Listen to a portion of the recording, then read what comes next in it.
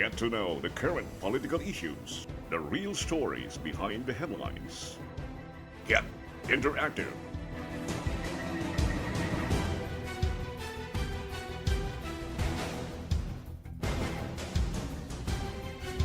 MyPOLITICS with Barrit, only here on MyTV Cebu.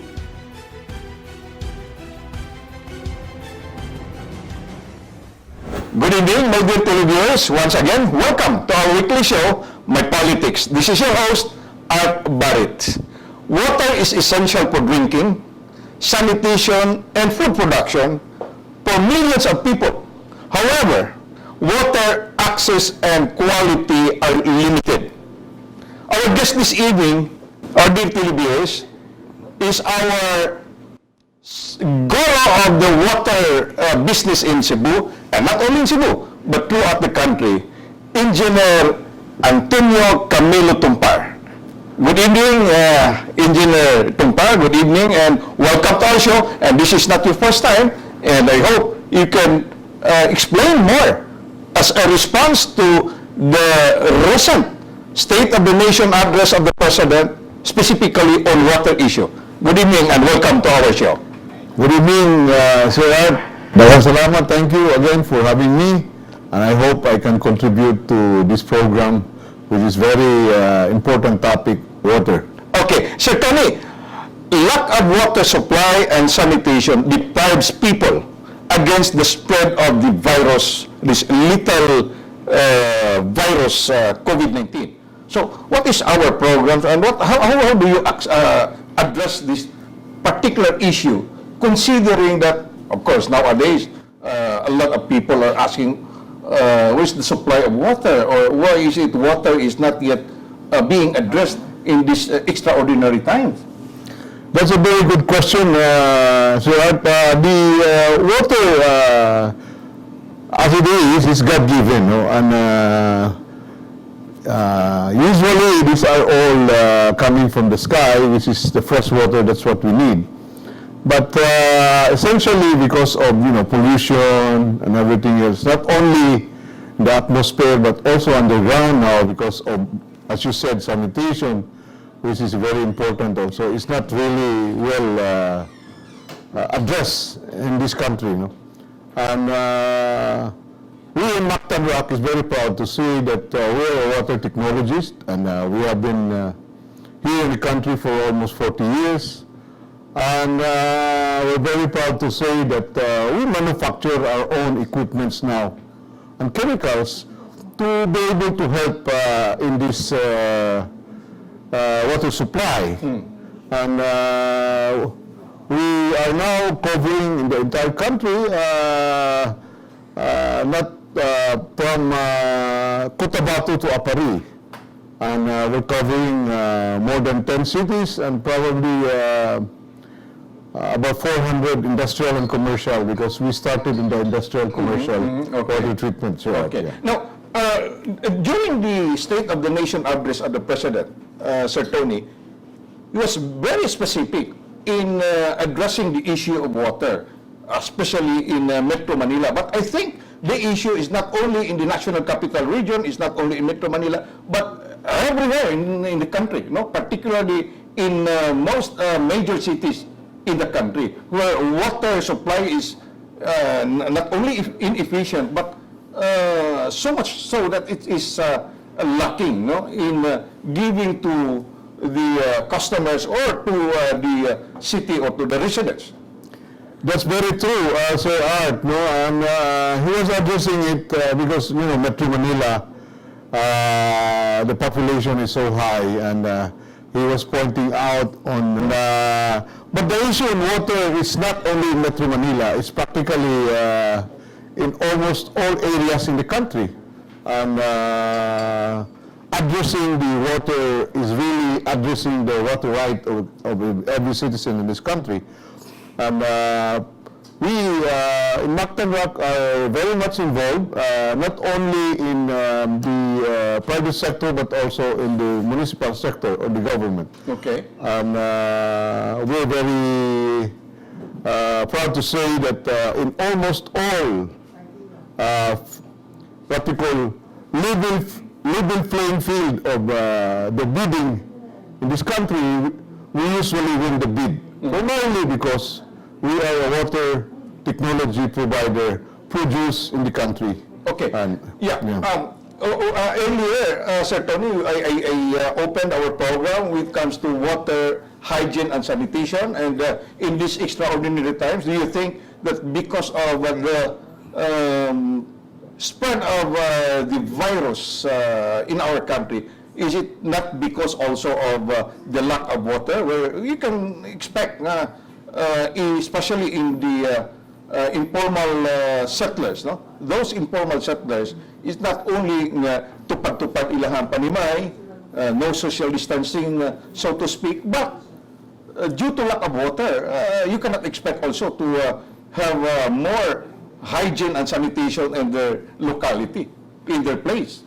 that's very true. And I read in the Facebook, I have a classmate, Ramon Sevilla, Sevilla, and he has this site, kind of paglaom sa Cebu. Okay. And it was one of his biggest feature that featuring, water provider or the water district serving water to the depressed area, especially in the COVID area, truck water already. It's not only happening here in Cebu. It's practically in almost all water areas, especially the depressed area. What is alarming here, Art, is that I hope the President, which is his address, and I think I believe in him, that he is really addressing that everybody should be able to have access to good water and at a reasonable price.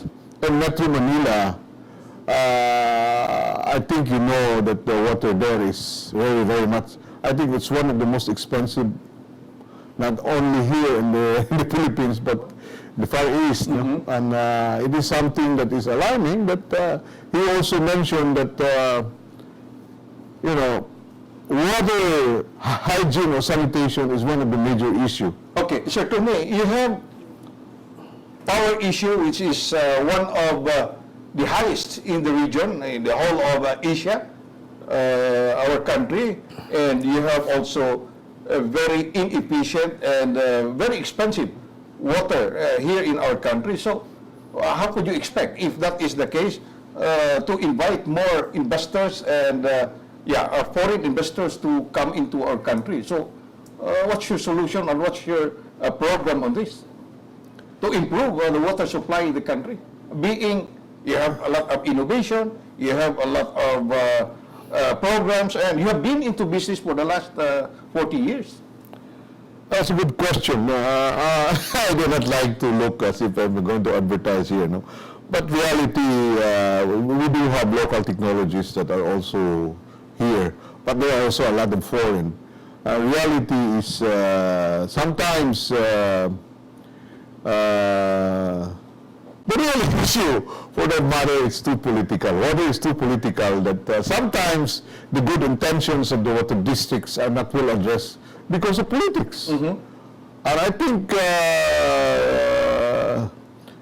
a strong-willed president had done a lot already, and I'm doing a lot of projects for this government now on the improvement of water quality, not only quality but quantity, especially in the remote areas. No? And I have built a lot of river water treatment and wastewater treatment in the countryside, primarily on his program, on infrastructure. But the basic infrastructure, for me, in my opinion, is even more important than the roads and the bridges. Okay. Because how can we survive without water? And as I have mentioned here in the previous program, we have more roads in our mountainside here in Cebu City Then that is being used by the carabaos and the coach than the water. Okay, Sir Tony. Okay, now let's be specific and let's go down to here in our area, in the city of Cebu, where water has been a problem since let's say not time immemorial, but let's say 40 years or so ago. That's already been pinpointed that the water will be a major problem in the city. Now, Yes. True. we have a lot of water sources, but then a lot of scientists or hydrologists have also the kind of opinion. Father Evelyn. Yeah, Father Evelyn is one. No, yes, he made a study 40 or 40 years or so ago. But then we have also to have a relaxation of our aquifers. So, but with your programs now in Mactan, so if given the chance, could you supply the whole of Metro Cebu with your program, with your innovation, using seawater as a desalinated water to be a potable water in, of course, the Tri-Cities? Yeah. Okay. Desalination is really the future, not only in the Philippines, but in the entire world. And everybody can check desalination in the Google. It's practically in all countries now, even in United States, Europe, and all developed countries. Primarily, it addresses the much needed water because surface water or groundwater is sometimes very far or is not accessible or it's fully utilized. But the seawater is really accessible. No? And we're very proud to say that Mactan Rock was able to help build the first seawater desalination in the whole of forest. That is in the Shangri-La Hotel in Mactan. That's more than 25 years ago. And we're very proud to say that we're able to develop our technology because of that. And that was a German technology that we used to be the subcontractor. Now we're doing that. No? And on the time we built the plant, the power cost was so high. No? It was about 5 kilowatt or 50 pesos per cubic meter. Now, seawater desalination is only about 2 kilowatt. Maybe a little more or sometimes less, depending on the area where you're extracting. So, it's only about 20 pesos now. So, if you look at the water pricing now, especially in the Metro Manila and other areas, no? Even Asturias, no? I'm now living in Asturias because of COVID, to Bigag Manok. The water bill, the minimum is 25 pesos. Wow. Or 250, you know? And me in the commercial area cost me 50 pesos. That's even in the province. How much more in the city, yeah? So I'm telling you, desalination now is affordable. But we should be with the President Duterte that is level playing field. And, you know, to be a contractor, you should have track record. You should have the experience. Dili na ma-apply by night, wala kailangan mo, kalit na bugawas. Okay, Sir Tony, water pricing and how to deliver a reliable and efficient and very cheap water to the constituents or to the residents of a locality is our next topic. So we'll discuss more about this, my dear viewers. Don't go away after these reminders.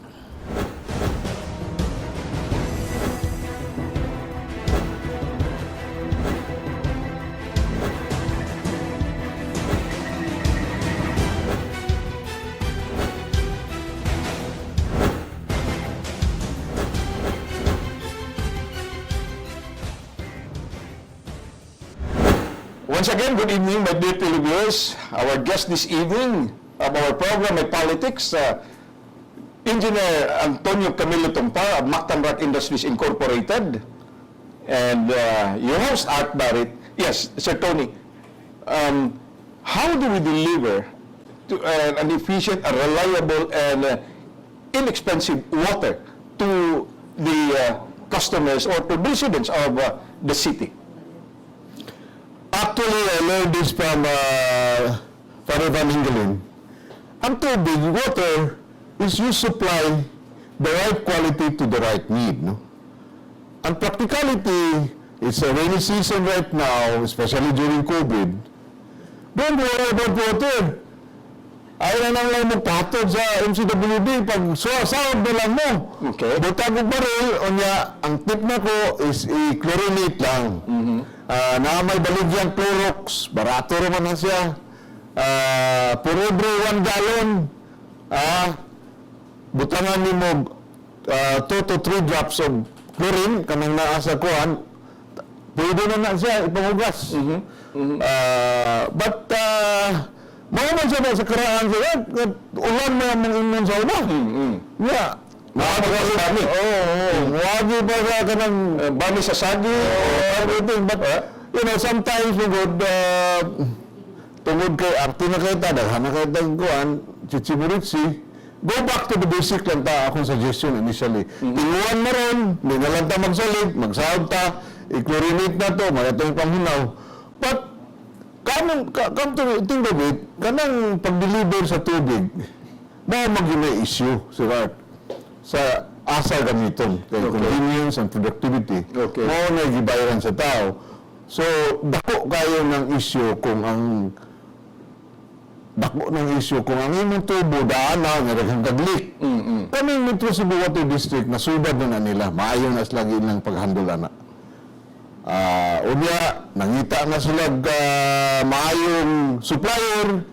Kami man kung taga Water District, mga engineer sila. Mga technical, politics. Okay, Sir Tony. Now, when it comes to water efficiency, no? Let's say during rainy season, okay, karonting uwan unta. So supposedly ang imong aquifer ma-recharge kay na ay tubig nga modagay ngadto sa ilawom. What you going to save those water in the aquifers? So, during rainy season, we can actually use the runoff water nga imong lang clarify to clarify nimo, and then during dry season, okay, you can use the desalination. Mao na siya ato nang isugyot na sold out na ng kadaghanan ng technical people. Okay. Nga during dry season, desalination. Nga mixed use na gihimo na sa apari na during panahon nga kaya atong source dito sa apari manggod kanal sa niya. Okay. Mag-extract niya sa kanal kung kanang mag-irrigate sa mga kaumayan. Ato nang i-convert ang potable water, muna ilang gamit. But during walay planting rice, desalination ang igamit. Ang ilang piso, barato na. So, minuto na ang gano'n kasi po. Ato na nag-distribute, sold out na ng ilang mga engineer din ha. Lagi na, ang ato yung hangyo sa atong mga board of directors or the mga directors and everything all over the country. Ang tubig is a water right. It is the right for every person, especially the poor and the least privileged. Ang ako manggong istorya sa ubang mayor ba, Sir Art, no? Anay masag gini. Kami manggong korupsyon sa politiko. Naana na niya ito sa eleksyon. Na ako'y mayor ni istorya, butaan na siya. Mayroon siya, bisag kung saan mo, pabutan-butan ba ito? Pagbukaan ng eleksyon, di ka lang karumayan, di yung kamitaran. So, mga challenge na to. Kami mga electorate, kita tanan. Labi na kanil mga sa probinsya, kung electorate, dahil apisan siguro naman ako mga parinti. Dili na mabutan, kundi bayran. Mga politics niya. Okay. Sir Tony, let's go back to our to your suggestion, especially during rainy seasons. For our Filipinos and for people in the different barangays where atuan nga salida, atuan nga show, maabot, no? How do you treat rainwater? Nga mahimo siya na mahugas, malaba, Ang sauron na. sauron. Sauron. Nga, kung tinaw na, kaya imo man ang i-flash lang usa. Kauon, yan, tinaw na galing mo, muna yung sauron. Okay. Muna na imong butanan kada galon, sa kagalon, kanang sa kabalde, 5 gallons mo na. Nga, 2 to 3 drops na ibutang mo. So, times 2 ang 5. So 10 drops imong ibutang. Once ang ibutan nimo, Kaya Clorox ba pala ito? Ang Clorox ba 6% chlorine? Okay. 6% chlorine man gina. Imo na ipato dito. Kana patay na ng gagawa na. Okay. O ako ba na pwede na nga ng inom? mainom na siya sa Mainom na siya. Basta imo sa pawanon ng mayo. Okay, ipakuha sa tong mga kanang hugaw. Muna yun ang mutanan ako. Pwede na ko project sa Baguio. Gitawagan ko sa engineer dito. Ton, naon saan man ang huwag na ako mga matay din nga ibigay diha niya na mga makat sa niya. Patay niya ko na. Kana ang gigamit sa Metro Manila. Di managikan sa Angat Dam, mga to sa Balara. Napunto, nagtuo ko mga nangiti na, mga matay, wala na. Pero mapunta mo na, sanitay mo na, matay mo na siya. Ang explanation ana Sir Tony, katong diha sa mga seminaryo, kanang long days na ron, may dako yung tangke nga mura og nahugaw ang ang dagko kayong mga tangke sa tubig, pagtan-aw ros pare mga ilaga, siya okay na kay makayong tingog. Kami ng tubig. Di magduna siya yun pure, wag mag-pure nga tubig. Okay. Pero doon na siya yung limitasyon. Ang ako lang hangyo, kay maayo naman kita kayo, di lang nato siguro na siya immune, pero magamit na namin yung panghugas sa mukha. Sabon ka. Ang imo pang sabon ng uwan, kaya pasabunon mo kita ng COVID, gabay na imutang nino, bubuha na yung nagmayo. So, magkasabon. Ayaw na baghan na kay kas na sa tubig kung baghan na ng sabon. Okay. Limpyo na kayo imong kamot. So, muna akong mo, sugyot, no? Okay. Yeah, with that issue now of water pricing, why is it nga taas ang atuang kuan? Taas ang atuang precious tubig compared to other cities in Asia. Is it because taas ang atuang power rates or sa atuang electricity? Usa na, dako gina ang power kay kani mong tubig na to ibomba man na. Labi na gyud kung daghaglik ang atong linya para sa Metro Manila niabot ko ng 60%. How about here, Sir Tony? Gamay na na ilang kuan karon. Dako na kayo nag-improvement. Okay. So, kanang presyo sa Cebu, competitive di na siya kaayo sa Cebu City. Mas mahal galing to makuha nito sa tubigan kaysa diri, no? So, paano na sila pagka-manage. Ang ako lang yung sugyot kay kuwang gitag tubig din Yan ay daghan mo develop kami lang mismo na amigipong pang-propose usahay madugay tungod kay ilang tugian pag yun. Yan ay mga bidding pilion na po itong pareha ba sa bidding sa unang ubang lugar sa kuhan nga ang papilon kanarang. Do you think if there are some biddings being conducted or a procurement of a particular supply of water in a particular district, Sir Tony, nga mahitabo nga i-dovetail aron makasud ang ilang favored supplier or favored friends? Kahatag na ka og cheap and affordable water supply in other cities and big establishment, not only in Cebu, but elsewhere, outside the Cebu City. So, with that kind of technology, nga ilang gi-adapt, nakahatag ka nga barato ang imong tubig, why not offer it to our water district? Naanay mga proposal, dili lang kay technology, batong sa pamaagi. Okay. Like kaning ilang mga wells nga uban nga polluted na, na ilang wells nga naparat na, pwede nang ibisalimit barato kay brackish pa man na. Kami mang yung brackish water, mas barato man gid na. Okay. Unya kaning Cebu, kay si water intrusion nga kuno ni. Di naman na nato masulbad nga mabalik na sa matabang.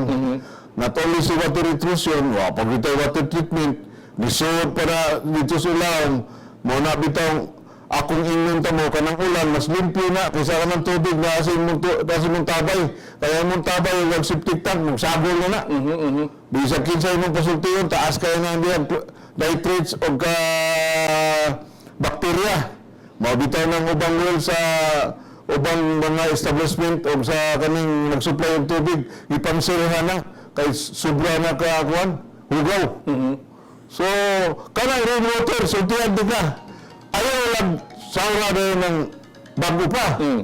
Pauwan na sa Mayo. Okay, okay.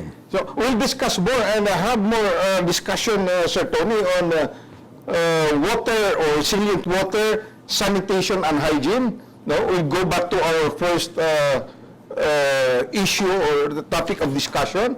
After these reminders, don't go away.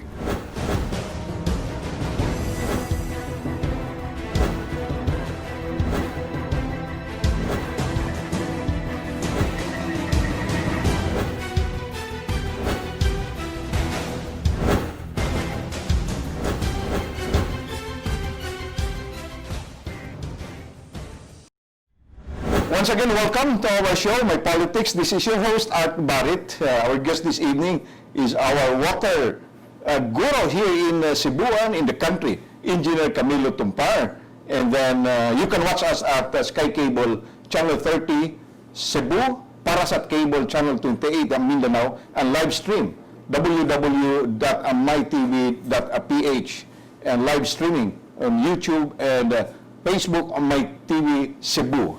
Okay, Sir Tony, going back to our first topic of discussion. Earlier, water resiliency or resilient water, sanitation and hygiene. These are, let's say, part of minimum health protocols. Okay, now, the President, as I've said, was very specific in his State of the Nation address. And then here comes the local government executives. So I heard that a lot of the local government executives, let's say for instance, the municipal mayor of Cordoba, when I was discussing with her in this program, I think, I'm very much sure that she already forwarded and recommended a letter to the water district, to MCWD, regarding your program that you will offer to her municipality.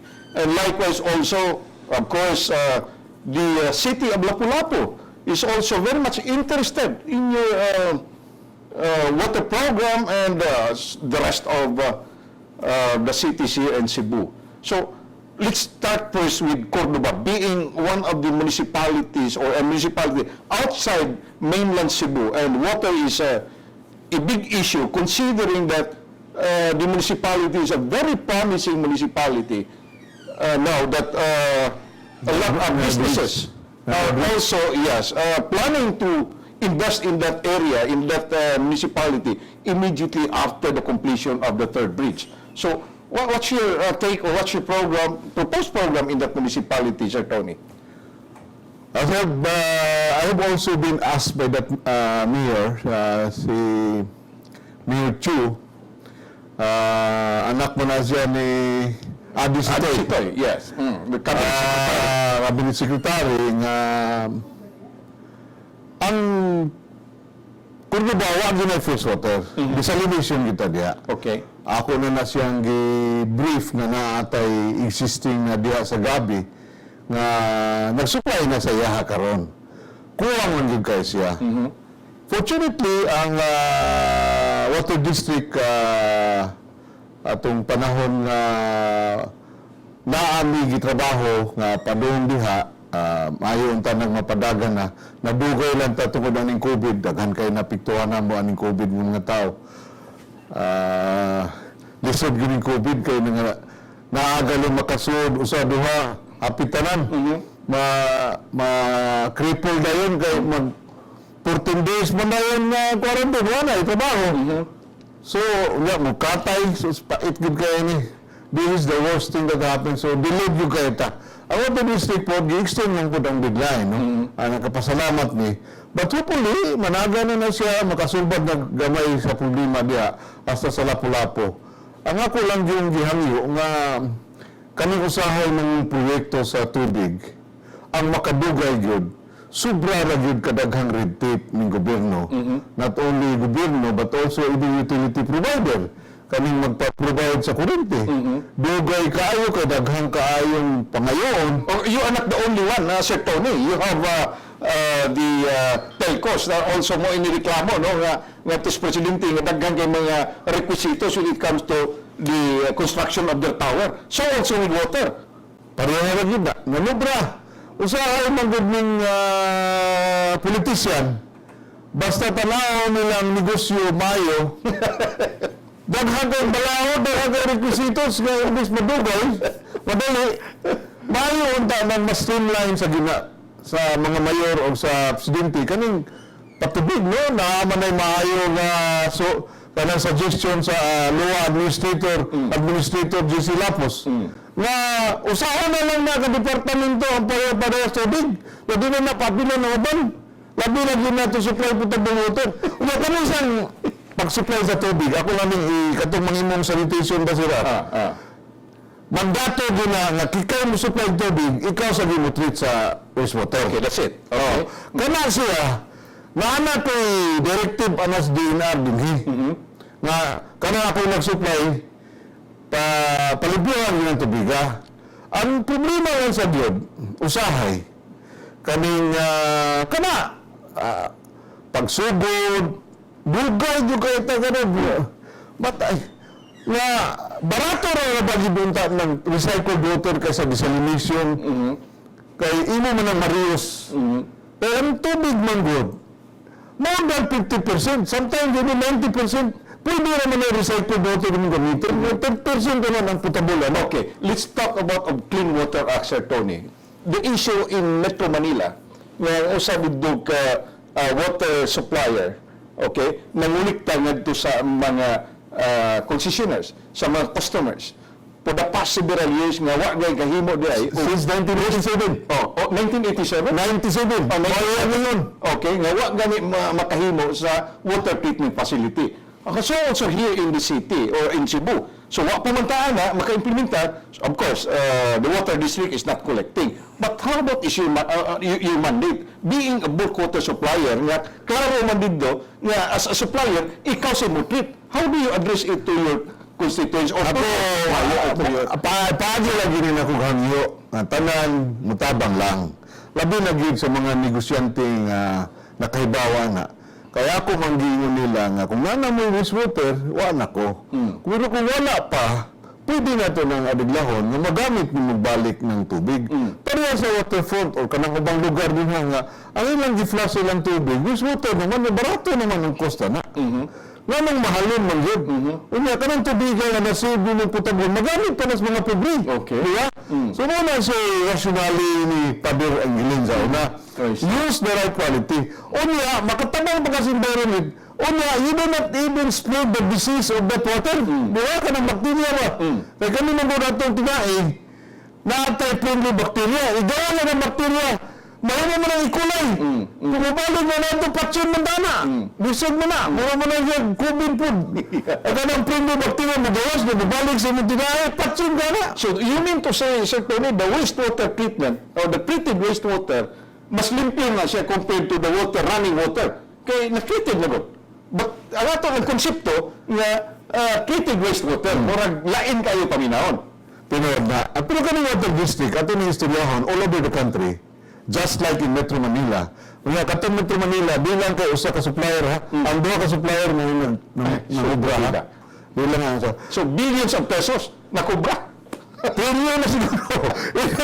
Huwag mo kayo dawa na sila. But the point is, lisod na isabyahon ng mangulikta tao ay serbisyo.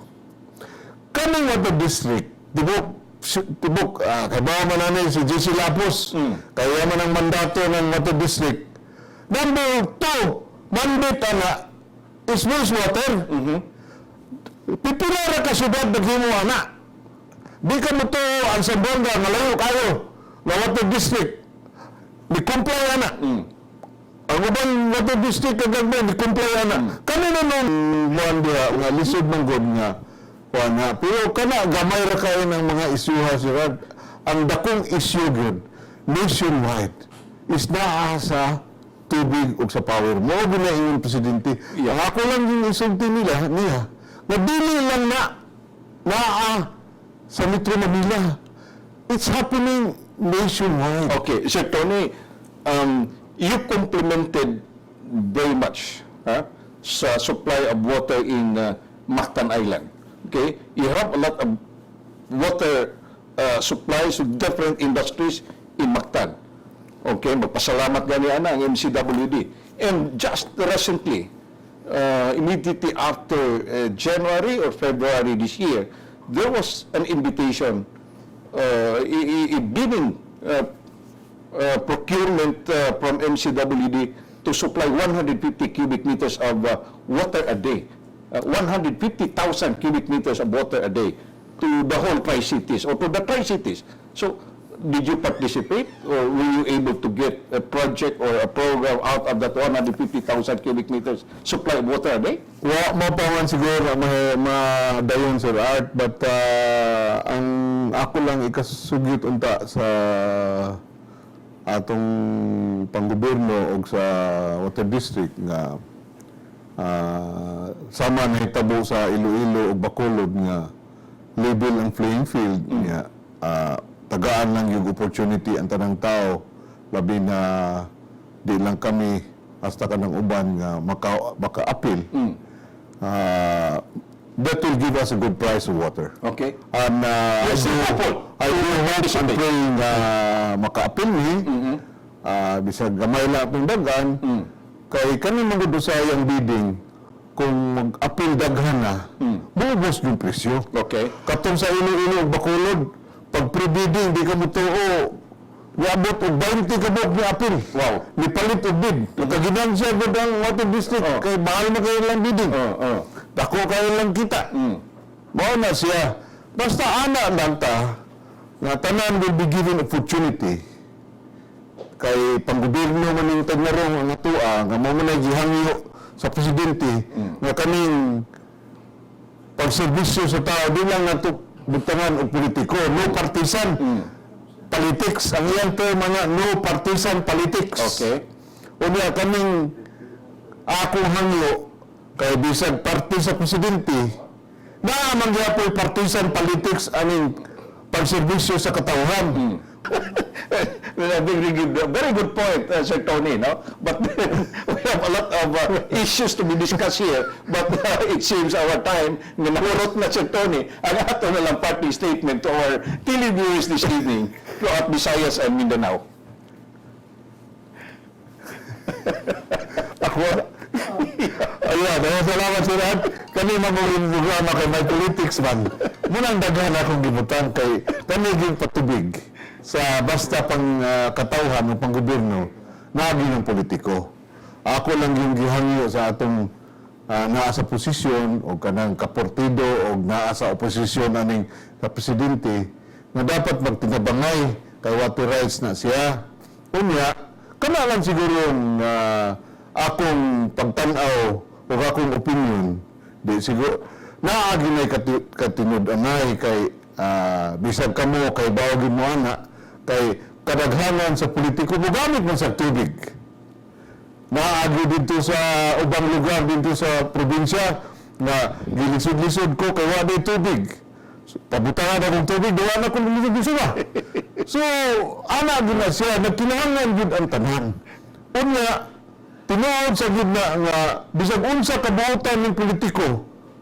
Ang ako lang gid hangan sa katawhan sa kadaghanan sa kanay yung mamutan. Kung may galing mo mabutan ang tarong, kay tunod ka gibayran mo, pwede mo nagbayran mo ng ibulsa lang. Ang inyong ibutan ang ganag yung tarong. Kaya mo yung manayon ng mga butan nga, di kami kadawagton, kaya mo may gibayad. So na siya, MyPOLITICS sa yan, kitang tanan, ana. Ayaw taon mo pagbayad. Pwede mo pagbayad, pero ayaw na mo isuwap ka ng di tarong. Katulad mga buhatag yun ng sakto. Okay, Sir Ton. Daghang salamat, Sir Ed. Daghang kayong salamat, Sir Ton, sa imuhang pag-ari o pag-appeal sa imuhang invitation to be our guest in this program, MyPOLITICS. This is your host, Art Barrit. Manamilit na lang umuingon, nga samtang muhingos pa ang ilong sa tao. Iyang mga pangandoy o tingos bawan, uway katapusan. Daghang salamat and good evening. Good evening. Yes, Sir Ton. Daghang salamat.